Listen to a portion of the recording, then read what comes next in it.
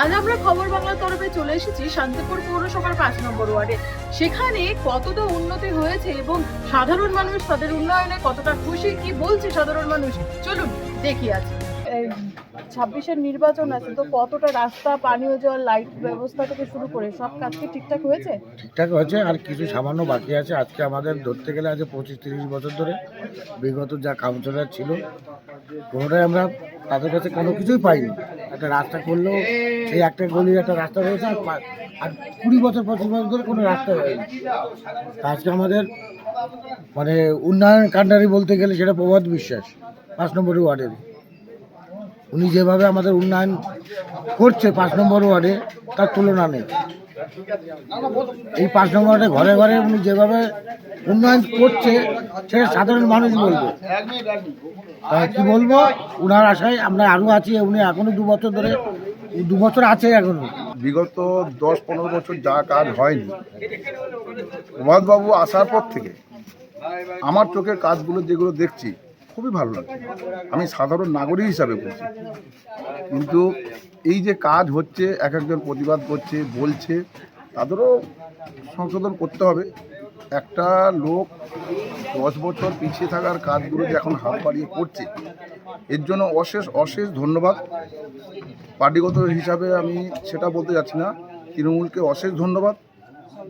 কিন্তু প্রভাতবাবুর যেটুকু ক্ষমতা, উনি যা করছে ভালো করছে।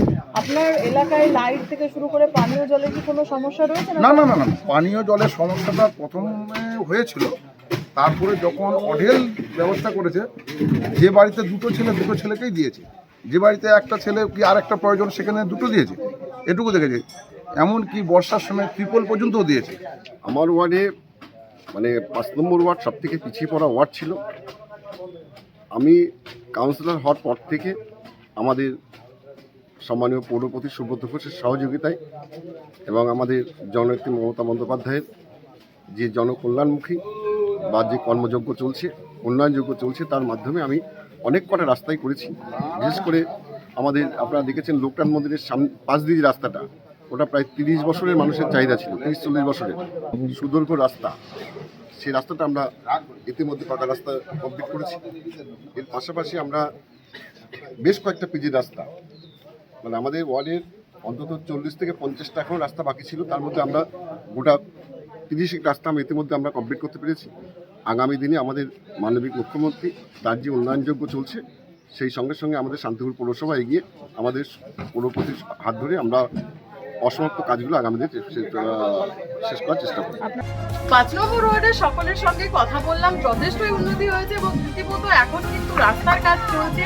5 নম্বর ওয়ার্ডের মানুষের সাথে পুঙ্খানুপুঙ্খ আলোচনা করে যেটা বুঝতে পারলাম যে তারা তাদের এই উন্নয়নে যথেষ্টই খুশি এবং তারা আগামী দিনে আরো উন্নয়ন চাইছে। নদিয়া থেকে কুহেলি দেবনাথ, খবর বাংলা।